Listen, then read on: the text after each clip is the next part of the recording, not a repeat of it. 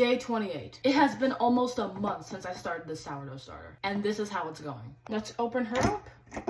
This is what it looks like. You can see there's a lot of bubbles. On here, there's a lot of bubbles going on inside too. This starter is obviously way past its peak, so it's not as big bubbles, but they're definitely there. I was doing a 1:1:1 ratio for some time, and then when it got more mature, I decided to do a 1:2:2 ratio. And then on Thanksgiving, I decided to put it in the fridge. And then the next week, Friday after, I took it out of the fridge in the evening for it to come to room temperature, and then fed it Saturday morning. Then I let it go up a little bit, then I put it back in the fridge. And then yesterday I did the same thing. Took it out of the freezer, let it go to room temperature overnight.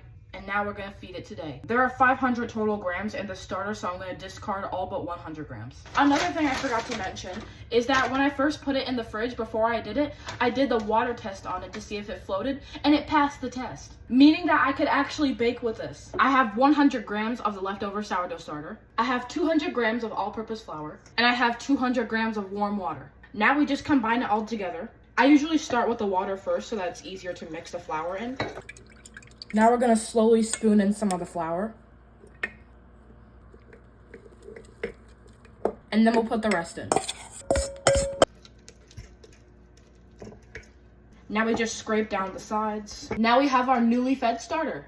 So now what I do is I put it in this cabinet up here because it's a nice dark place and there's a light under here which provides some heat. Then I'll let it rise for a little bit, and after about 12 hours, I'll put it back in the fridge. Off we go. So that concludes my day 28 update on my sourdough starter journey.